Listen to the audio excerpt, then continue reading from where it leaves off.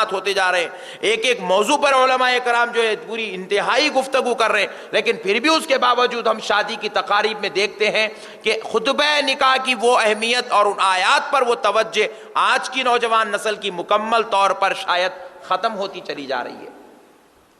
لیکن آئیے معزز سامعین کرام، وہ خطبہ نکاح کوئی معمولی خطبہ نہیں ہے۔ ان آیات پر اور اس کی تفاسیر پر اگر ہم روشنی ڈالیں گے تو ہم کو پتا چلے گا اللہ انسانیت کو ایک بہترین قانون اس خطبے کے ذریعے سے عطا فرما رہا ہے۔ ایسا قانون کہ خدا کی قسم اسلام کا وہ قانون نہ دنیا میں کوئی مذہب ازدواجی رشتے میں پیش کر سکتا ہے، نہ دنیا کا کوئی قانون ویسا قانون پیش کر سکتا ہے۔ اللہ نے وہ قانون اس خطبہ نکاح میں، رسول اللہ نے جو خطبہ مقرر کیا نکاح کے لیے، اس خطبے کو آپ غور کریں تو آپ کو پتا چلے گا۔ پہلے ہم ایک بات پر روشنی ڈال لیتے ہیں، رسول پاک صلی اللہ تعالی علیہ وسلم نے جو خطبہ ہم کو عطا فرمایا، جو احادیث ہم کو عطا فرمائی، اللہ نے رسول اللہ کے ذریعے جو آیات مبارکہ ہم کو عطا فرمائی، اور خطبہ نکاح میں جو آیات اور احادیث پڑھی جاتی ہے اس میں ایک حدیث پاک پر ہم پہلے روشنی ڈالتے ہیں۔ رسول اعظم صلی اللہ علیہ وسلم نے ارشاد فرمایا النکاح من سنتی، آقا علیہ السلام فرما رہے نکاح میری سنت ہے، نکاح میرا طریقہ ہے، نکاح میرے لوگوں کا طریقہ ہے۔ پھر اس کے بعد آقا علیہ الصلوۃ والسلام آگے ارشاد فرماتے ہیں فَمَن رَغِبَ عَن سُنَّتِي فَلَيْسَ مِنِّي، جس نے میری سنت سے رغبت توڑ دی، جس نے میری سنت کو نہ چاہا، جس نے میری سنت کو نہیں اپنایا، جس نے میری سنت کی قربت اختیار نہیں کی، فلیس منی، حضور فرما رہے وہ مجھ میں سے نہیں ہے، وہ میرا نہیں ہے۔ اللہ اکبر۔ آپ ذرا غور کیجئے، رسول پاک صلی اللہ علیہ وسلم نے نکاح کو کتنی اہمیت دی۔ پہلے بتایا نکاح کو کوئی معمولی بات مت سمجھو، نکاح میرا طریقہ ہے، یہ میرا لایا ہوا قانون، میرا لایا ہوا اصول ہے۔ اور پھر آگے فرما رہے ہیں کہ جو میرے اس قانون، جو میرے اس طریقے سے محبت نہیں کرتا، جو میرے اس طریقے کو اختیار نہیں کرتا، جو میرے اس طریقے کو جو ہے فالو نہیں کرتا، جو میری اس سنت کو ایکسپٹ نہیں کرتا، تو سن لے فلیس منی، وہ مجھ میں سے نہیں ہے، وہ میرا امتی نہیں ہے، وہ میرا غلام نہیں ہے، وہ میرے اسلام سے متعلق ہی نہیں ہے اس کا۔ اللہ اکبر۔ معزز سامعین اکرام، ہم نے پوچھا یا رسول اللہ آپ نے نکاح کو اتنی زیادہ اہمیت دے کر کیوں بیان فرمائی کہ جو اس کو چھوڑ دے وہ آپ کا نہیں ہے، جو نکاح کو چھوڑ دے وہ آپ کا نہیں ہے، یا رسول اللہ آپ نے اس کو اتنی اہمیت کیوں دی؟ تو بس خلاصتاً ایک جواب سن لیں۔ آج دنیا میں مرد اور عورت کے درمیان جتنے گناہ کثرت پا رہے ہیں، جتنی تباہی دنیا کے اندر آج بربادی مچ رہی ہے مرد و خاتون کے درمیان، خدا کی قسم یہ صرف ایک نکاح کو مشکل کر دینے کی وجہ سے اتنے سارے عذابات میں مبتلا ہو رہے ہیں۔ صرف ایک نکاح کو مبتلا، ایک نکاح کو جس نے مشکل کر دیا، نکاح والے ایک عمل کو جس مسلمان نے نعوذ باللہ گندگی یا جو ہے برائی کے لپیٹ میں ڈال دیا، اس کو ایک عذاب اور مصیبت بنا دیا، اس کو ایک مشکل مرحلہ بنا دیا، اس کی ایک گندگی کی وجہ سے آج سارا معاشرہ اس بربادی کا سامان میں لپیٹتا چلا جا رہا ہے۔ اب دیکھیے اگر کسی نوجوان کے دل میں خیال آ رہی ہے کہ خیال آ رہا ہے مجھے اتنا جہیز ملے گا تو میں شادی کروں گا، اتنی جوڑے کی رقم ملیں گی تو شادی کروں گا، ایسی قسم کی لڑکی ملیں گی تو شادی کروں گا، رسول اللہ فرما رہے بدبختے یہ جہیز کے لیے نکاح نہیں کیا جاتا، یہ جادی جوڑے کی رقم کے لیے نکاح نہیں کیا جاتا، یہ خوبصورتی کو پانے کے لیے نکاح نہیں کیا جاتا۔ ارے نادان، یہ نکاح تو میرا طریقہ ہے، تو اگر میرا غلام ثابت کرنا چاہتا ہے تو اب تیری توجہ میری سنت پر ہونی چاہیے، میرے طریقے پر ہونی چاہیے، تیری توجہ اب جہیز پر نہیں ہونی چاہیے، تیری توجہ اب خوبصورتی پر نہیں ہونی چاہیے، تیری توجہ دنیا کے مال پر نہیں ہونی چاہیے، اب تیری توجہ مجھ پر ہو، میں کسی سے نکاح کر لوں تاکہ مدینے والا مصطفیٰ مجھ سے خوش ہو جائے، میرے نبی کا طریقہ میرے اندر آ جائے۔ نبی پر نظر رکھنے کا حکم فرمایا گیا۔ ہم نکاح کے وقت انسان پر نظر رکھتے ہیں، خوبصورتی ہماری توجہ بنی ہوئی ہے، مال و دولت جوڑے کی رقم ہماری توجہ بنی ہے۔ اسی لیے مشکات شریف کی پہلی حدیث رسول پاک صلی اللہ علیہ وسلم نے ارشاد فرمایا انسان جو کوئی عمل جس نیت سے کرتا ہے اس کو اس عمل کا وہی بدلہ دیا جاتا ہے. مثال کے طور پر رسول اللہ ارشاد فرماتے ہیں کسی نے جہاد کیا, نیت یہ تھی کہ میں غازی کہلاؤں. رسول اللہ فرماتے ہیں جہاد کیا, جسم کے اوپر زخم آئے, جسم زخمی ہو گیا, حتیٰ کہ وہ شہید بھی ہو گیا, بروز محشر اللہ رب العزت اس کو اٹھائے گا. جہاد سے بڑا بھی کوئی عمل ہے دنیا میں؟ آپ بتائیں بھائی. اللہ کی راہ میں گردن کٹوا دیا, بیوی بچوں خاندان قبیلوں اور رشتہ داروں عزیزوں کو یہاں چھوڑ دیا اور خود جا کر شہید ہو گیا, اس سے بڑا عمل اس دنیا میں کچھ نہیں ہے. رسول اللہ فرما رہے ہیں کہ بروز محشر اللہ اس شہید کو اس کی قبر سے اٹھائے گا, خون اس کا جسم پر لگا ہوا ہوگا, وہی شہید جسم کپڑوں میں ہوا وہی کپڑوں سے اٹھایا جائے گا. اللہ رب العزت سے عرض کرے گا, اے اللہ پوچھے گا اس سے بتا تو میرے دربار میں کس حال میں آیا؟ وہ عرض کرے گا اے اللہ میں شہید ہو کر آیا. رسول اللہ صلی اللہ علیہ وسلم فرماتے ہیں وہ عرض کرے گا اے اللہ میں تیرے دربار میں تیری شہید ہو کر آیا, تیری راہ میں لڑ کے اسلام کی دفاع کے لیے لڑتا ہوا آیا.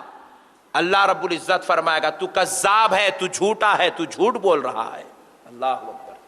پوچھے گا مولا میں کیا جھوٹ بول رہا ہوں؟ کہا نادان تو شہید ہوا ضرور ہے, تو میری راہ میں مارا گیا ضرور ہے, تیری گردن کٹی ضرور ہے, تیرے جسم سے تیرا سر الگ ضرور ہوا ہے, لیکن شہید ہونے میں تیرا مقصد یہ نہیں تھا کہ اللہ راضی ہو جائے. شہید ہونے میں تیرا مقصد یہ نہیں تھا کہ مولا خوش ہو جائے.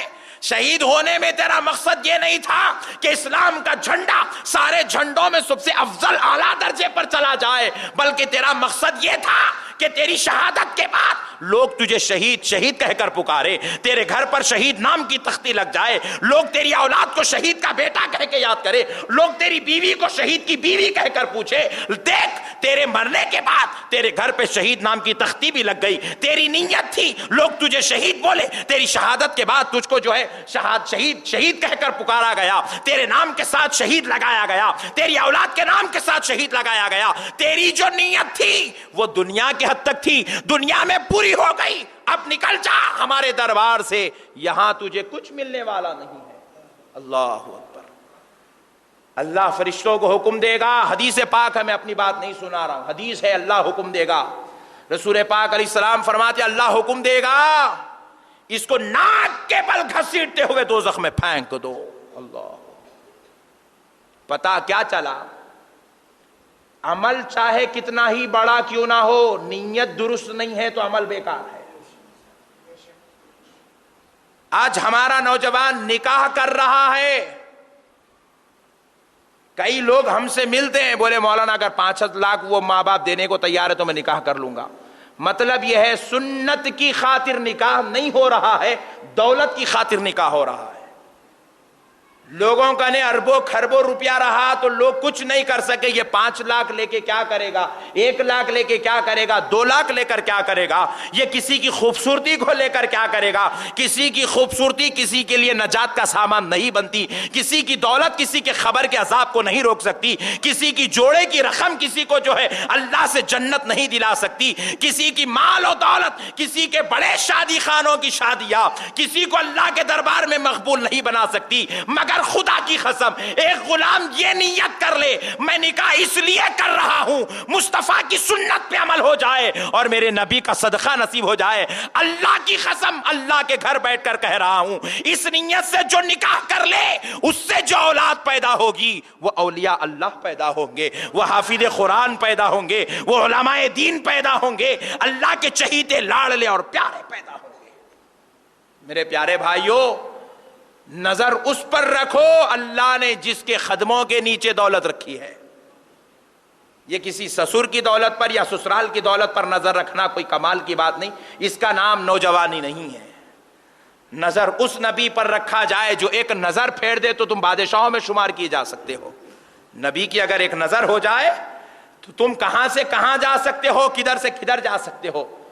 نظر اللہ اور اس کے رسول پر ہو, معاملے داری انسانوں سے ہو, نیت رضائے الہی رضائے مصطفیٰ ہو, نکاح انسان سے ہو, پھر خدا کی قسم دیکھتے چلے جاؤ اللہ تمہیں کیسے سنبھالتا ہے، کیسے کیسے اسباب بناتا ہے، کیسے کیسے ذرائع بناتا ہے۔ اسی لیے رسول پاک نے فرمایا جو میری سنت سے پھر گیا، میں پوچھتا ہوں نکاح ہو رہا ہے اور بیچ میں شرائط رکھے جا رہے ہیں، تو نکاح انسان سے ہو رہا ہے یا نکاح شرط سے ہو رہا ہے؟ شرط رکھی جاتی ہے کہ آپ ہمیں شادی میں یہی کھلانا چاہیے، آپ شادی اسی شادی خانے میں کرنا چاہیے، آپ شادی میں اتنے لوگوں کو ہی کھانا کھلانا چاہیے، آپ شادی میں یہ چیز دینی چاہیے، آپ یہ چیز دیں گے، آپ یہ چیز دیں گے، سونا اتنا دیں گے، چاندی اتنی دیں گے، یہ ایٹم اور یہ اشیاء دیں گے۔ میں پوچھتا ہوں نکاح سنت کے مطابق ہو رہا ہے یا نکاح سودے بازی کے مطابق ہو رہا ہے؟ اگر سنت کے مطابق ہو رہا ہے تو مصطفیٰ کا فیضان تو مل جائے گا، لیکن آج جو نکاح ہو رہا ہے، اسی لیے مصطفیٰ نے فرمایا جو نکاح کو سودے بازی کر لے، جو نکاح کو کاروبار بنا لے، جو نکاح کو دولت کے اسباب اور ذرائع بنا لے، فلیس منی، وہ مجھ میں سے ہو ہی نہیں سکتا، وہ میرا غلام نہیں ہے۔ جو کسی اور سے پیسے مانگ کر نکاح کر لے، جو کسی اور سے جوڑے کی رقم مانگ لے، وہ میرا غلام نہیں ہے۔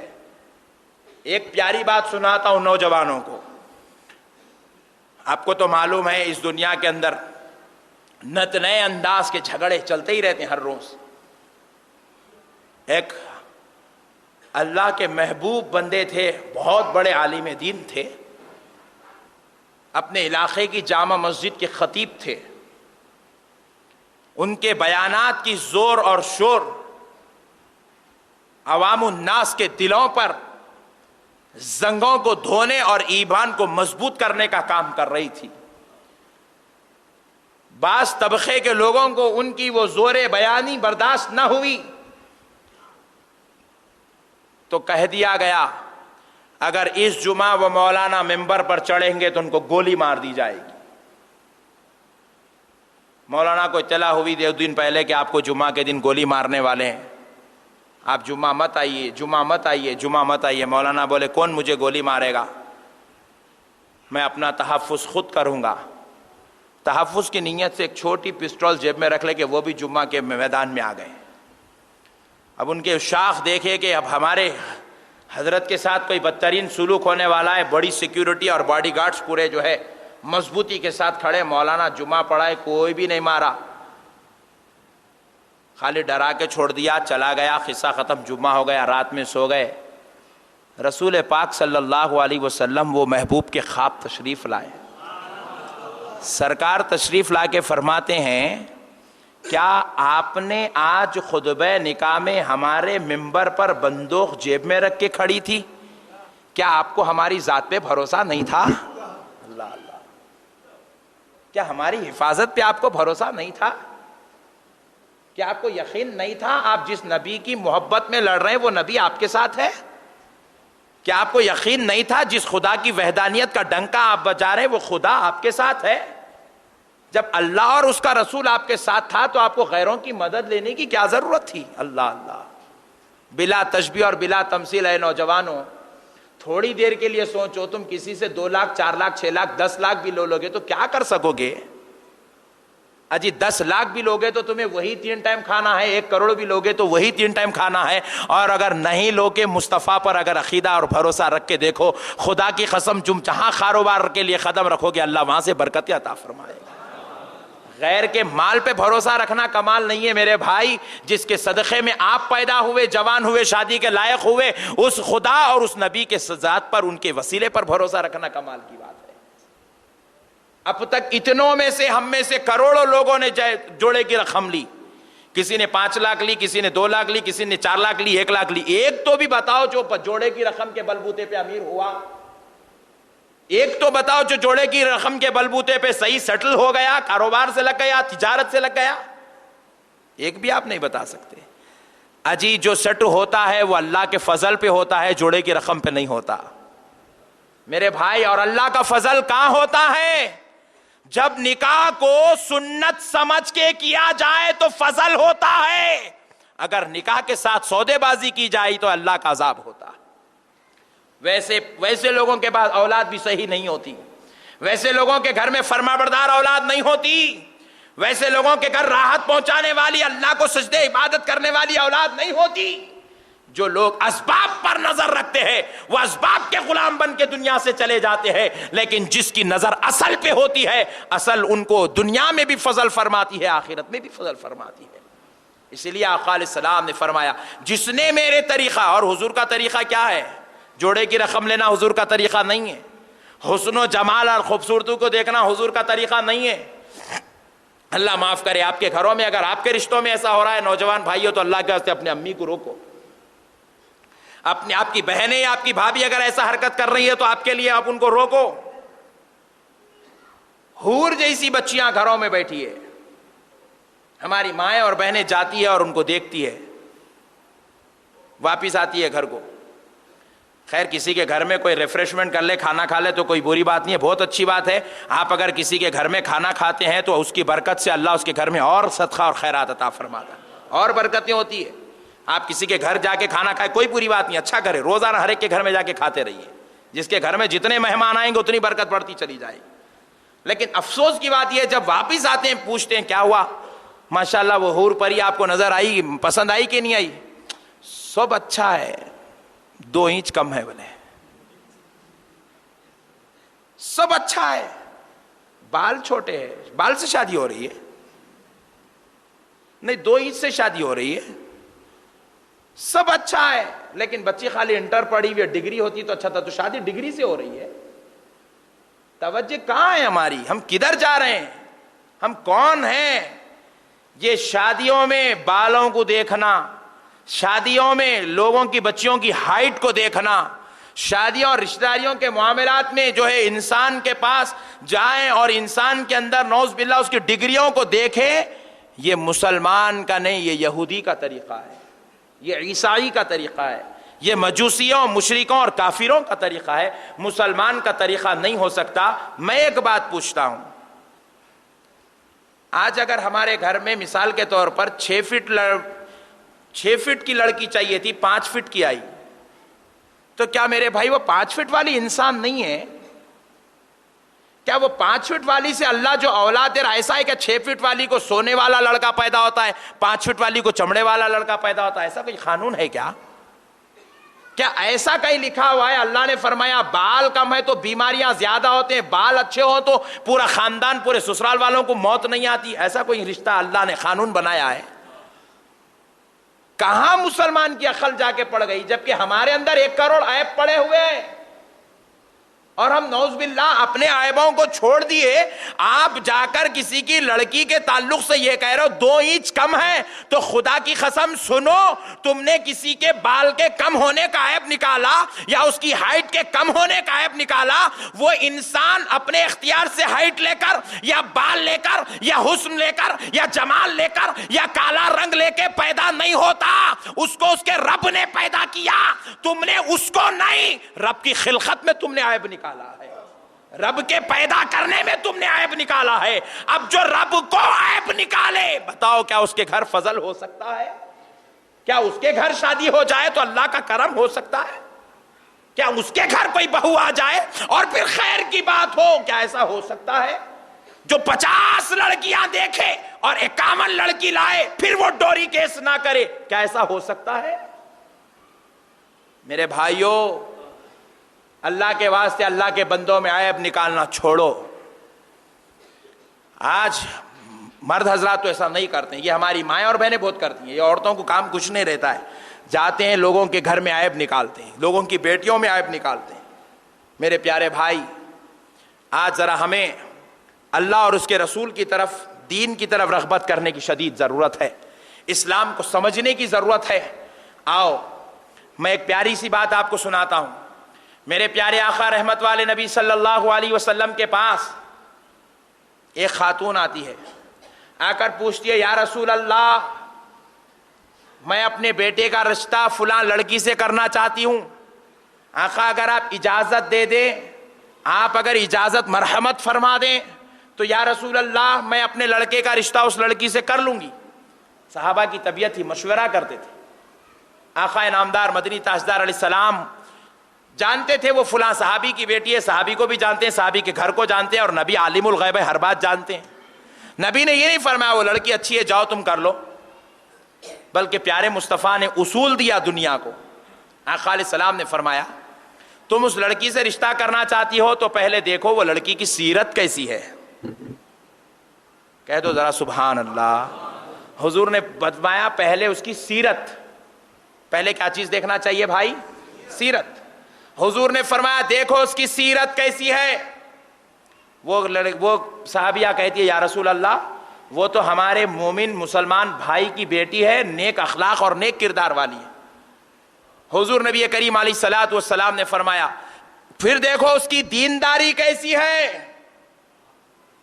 دوسرے درجے پر دینداری ہے. آج ہم ڈگریاں کرے ہوئے بڑے بڑے گھروں کی بیٹیوں کو لا رہے ہیں, جمعہ کی نماز پڑھنے کا طریقہ نہیں معلوم. دینداری کا یہ عالم ہے. رمضان کے دن نماز پڑھنا نہیں پڑھنا ہماری بیٹیوں کو نہیں معلوم. طہارت کے مسائل سے ہماری بیٹیاں واقف نہیں ہیں, لیکن ہم وہ بیٹیوں کو پسند کر رہے ہیں. کیوں؟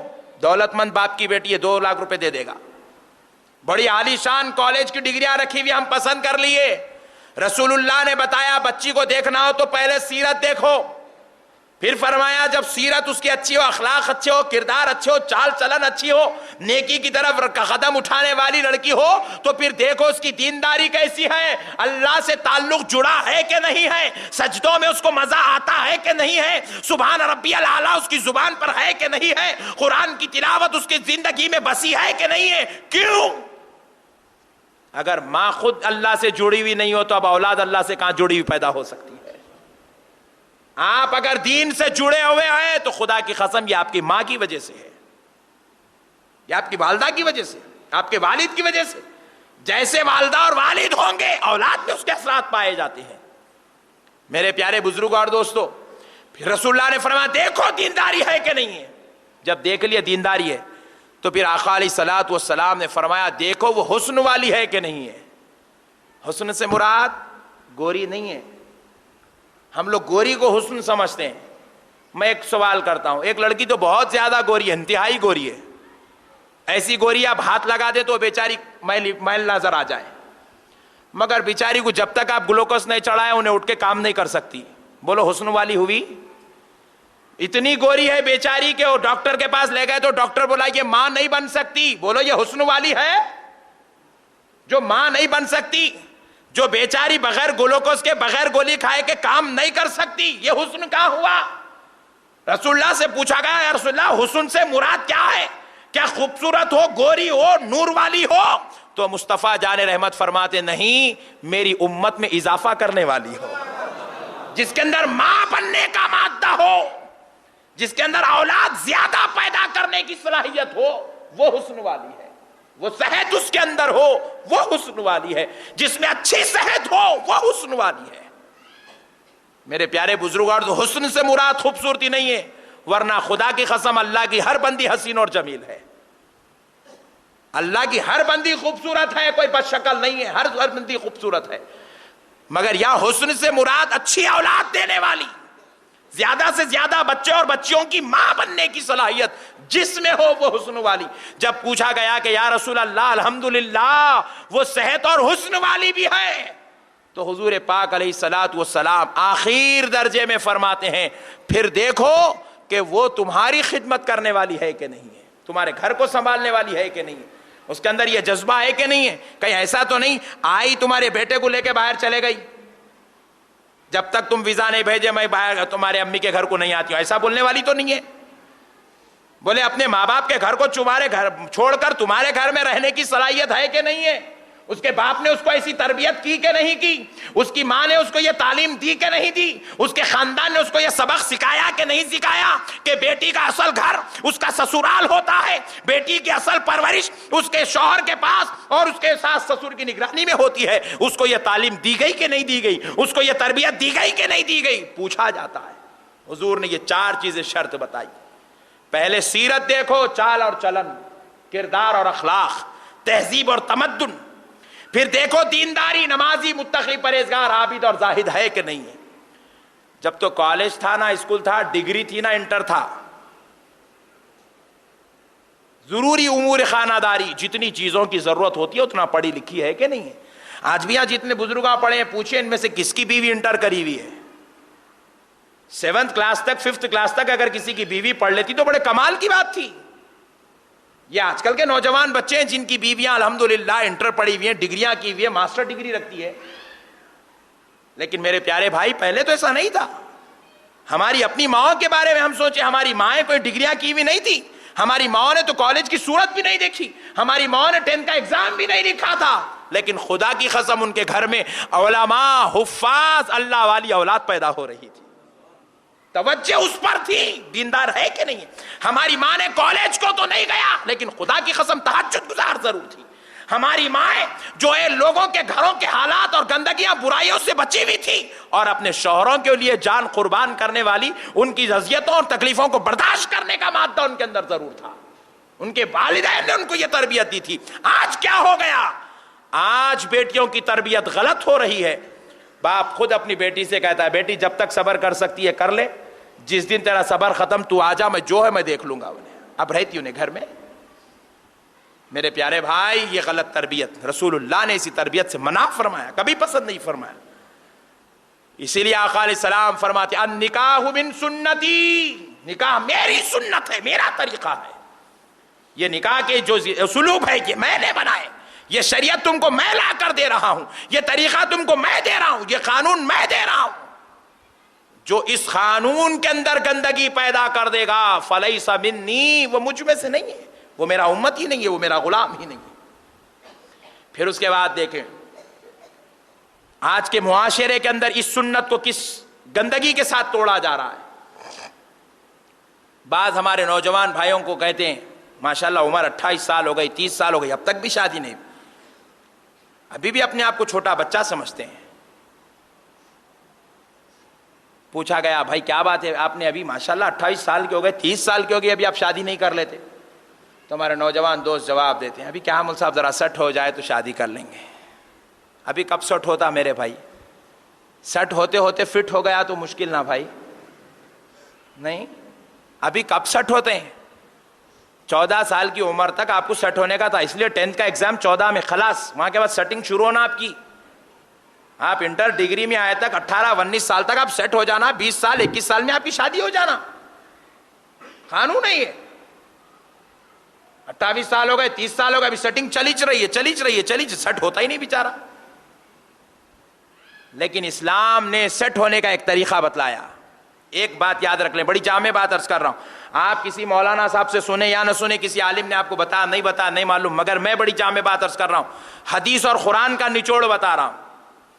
نکاح اور دولت دونوں ایک دوسرے کی ضد ہے، یہ پوائنٹ یاد رکھ لیں. نکاح اگر دھوپ ہے تو دولت چھاؤں ہے. بعض لوگ سوچتے ہیں پہلے میں دولت جمع کر لوں گا اس کے بعد نکاح کروں گا، یہ بالکل غلط ہے، ایسا ہو ہی نہیں سکتا. صحابی حضور صلی اللہ علیہ وسلم کے دربار میں تشریف لائے اور آ کر عرض کرنے لگے یا رسول اللہ میں بڑا مفلس ہوں، پریشان حال ہوں، بڑی مصیبت میں پھنسا ہوا ہوں، کاروبار کرتا ہوں سٹ نہیں ہوتا، ملازمت پہ جاتا ہوں، ذاتی تجارت کیا سٹ نہیں ہوا، ملازمت کے لیے جاتا ہوں، یا رسول اللہ ملازمت میں جو تنخواہ ملتی ہے برکت نہیں ہے، جب میں نہیں کرا تو شادی کہاں سے کر سکوں گا. تو حضور صلی اللہ علیہ وسلم مسکرائے. صحابی کیا عرض کرنے لگے یا رسول اللہ میں پریشان حال ہوں، مفلس ہوں، مفلسی چھائی ہوئی ہے مجھ پر، برکت نہیں ہے دولت میں. رسول اعظم صلی اللہ علیہ وسلم نے فرمایا نکاح کر لو اللہ تمہاری مفلسی کو دور کر دے گا. کہہ دو سبحان اللہ. یہاں دولت نہیں ہے، ایک کچھ کھانا مشکل چل رہا، ایک کچھ 3 ٹائم برابر روٹی نہیں مل رہی، بلکہ شکایت رسول اللہ کے پاس آئی. انہوں نے سوچے سرکار کون سی تو بھی تعویذ دیتے ہوں گے، کچھ تو بھی لیمبو پڑھ کے دیتے ہوں گے، کچھ تو بھی ناریل دیتے ہوں گے، سرکار میں لے کے جا کے گھر میں رکھ لوں گا، تکیے کے نیچے رکھ کے سو جاؤں گا، تعویذ گلے میں نے تو ڈنڈ پہ بن لوں گا، کام کو جاؤں گا، برکت ہوں گی، یہ سوچتے ہوں گے. لیکن قربان جاؤ وہ تعویذاں دینے والا نبی نہیں تھا، وہ تو صراط مستقیم بتانے والا نبی تھا. نبی پاک صلی اللہ علیہ وسلم نے نہیں فرمایا یہ وظیفہ پڑھو، یہ آیت پڑھو، یہ وظیفہ پڑھو، یہ لقمہ پڑھو، نہیں فرمایا، بلکہ قربان جاؤ پیارے مصطفیٰ نے فرمایا کہ تم نکاح کر لو، تمہاری مفلسی دور ہو جائے گی، تمہاری یہ بیماری ختم ہو جائے گی، یہ جو نوکری نہیں ملنے کا جو چکر چل رہا ہے، یہ جو اللہ دروازے بند کیا ہے ختم، کھل جائیں گے. صحابی پریشان ہو کے بولے یا رسول اللہ میرا ایک کا کھانا مشکل ہے، میں اس کو لا کے کہاں سے کھلاؤں گا؟ یا رسول اللہ میرا ایک کا پلنا مشکل ہے، میں اس کو لا کے کہاں سے پالوں گا؟ حضور فرماتے ہیں تیرے مقدر میں جتنا لکھا ہے تجھے برابر مل رہا ہے، تیرے مقدر میں جتنا لکھا ہے اتنا برابر مل رہا ہے۔ تیرے گھر میں اور ایک آ جائے، ہو سکتا ہے اس کے مقدر میں اضافہ ہو تو تجھ کو بھی نصیب ہو جائے گا، اس کے مقدر کا صدقہ تجھ کو بھی مل جائے گا۔ تو پیارے دوستو، کیا پتا چلا؟ کسی کی بیٹی گھر آتی ہے عذاب بن کر نہیں، عذابیوں کے لیے راحت بن کر آتی ہے، مصیبت زدوں کے لیے مصیبت کی دوری کا سبب بن کر آتی ہے، پریشان حالوں کے لوگوں کے لیے پریشانی ختم کرنے کا سبب بن کر آتی ہے۔ اسی لیے مصطفیٰ فرماتے ہیں بیٹا اگر ہو تو اس میں خیر بھی ہو سکتا ہے اور بے برکتی بھی ہو سکتی ہے، لیکن اللہ نے بیٹی کو صرف برکت بنا کر پیدا کیا ہے، اس میں شر نہیں رکھا۔ بیٹی جہاں قدم رکھ دے وہاں برکت ہے۔ آپ دیکھ لیں، اگر کسی کی تنخواہ شادی سے پہلے 5,000 تھی تو شادی کے بعد 10,000 15,000 20,000 25,000 ہوئی، ایسا ہوا؟ ایک جگہ نہیں، 1 کروڑ جگہ ہوا۔ اگر کسی کی تنخواہ 10,000 تھی شادی کے بعد 8 6 4 2,000 ہوئی، ایک بھی آپ نہیں بتا سکتے۔ چیلنج ہے آپ۔ ارے بھائی میرا بچہ شادی سے پہلے اچھا کماتا تھا، جب سے شادی ہوئی خیر و برکت ختم ہو گئی، ایسا نہیں ہوا۔ چاہے دلہن لڑکی نمازی ہو یا متقی ہو، پرہیزگار ہو یا گناہگار ہو، اس کے قدم میں اللہ نے برکت رکھی ہے۔ وہ جس گھر میں بہو بن کر چلی جاتی ہے، اللہ کی قسم اس گھر میں برکتیں آتی ہے۔ پھر اگر اس سے لڑکی پیدا ہو جائے تو پھر برکتوں میں کوئی حد ہی مقرر نہیں، بے حد برکتیں نازل ہونا شروع ہوتی ہیں۔ اللہ کے دین کو سمجھو میرے بھائی، اسلام کے قانون کو سمجھو۔ ہم کچھ کر کے بھی کچھ بھی نہیں کر سکتے، وہ جو چاہا تو سب کچھ کر سکتا ہے۔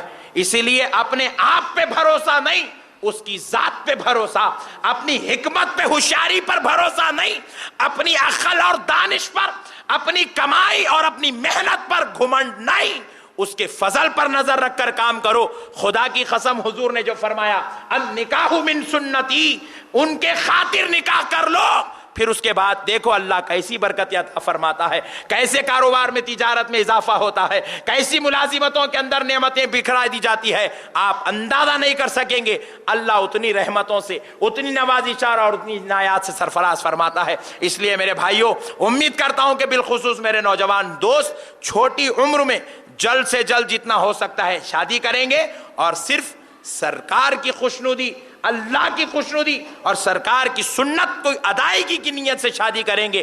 جوڑے کی رقم پر اور دیگر معاملات پر، دیگر چیزوں پر اپنی توجہ ہرگز نہیں رکھیں گے۔ اللہ اور اس کے رسول کی رضا کے لیے انشاءاللہ نکاح کر لیں گے اور اللہ تعالیٰ سے فضل تلاش کرتے رہیں گے۔ اللہ کی ذات سے امید ہے اللہ ہم پر فضل فرمائے گا۔ اللہ تبارک و تعالیٰ سے دعا ہے اللہ تجھے تیرے پیارے حبیب رحمت والے آقا دونوں جہاں کے داتا شاہ و مولا کا واسطہ میرے مولا ہم گناہ گاروں پر رحم فرما دے۔ اے اللہ ہماری بگڑی ہوئی انسانیت کو میرے مولا راہ و نجات عطا فرما دے۔ اے اللہ ہم کو ہدایت اور صراط مستقیم عطا فرما۔ اے اللہ جو ہم سے خطائیں، لغزشیں، گناہ اور بے عملی اور جو ہے میرے مولا جہالت کی وجہ سے گندے کام ہو رہے ہیں، اس سے تو ہم کو حفاظت عطا فرما۔ ہمیں علماء، اولیاء اللہ، مرشدین کامل کی صحبت میں بیٹھنے اور نیکی کے کام میں اضافہ کرنے کی توفیق عطا فرما۔ وما علینا الا البلاغ والحمد للہ رب العالمین۔ سنت ادا فرما۔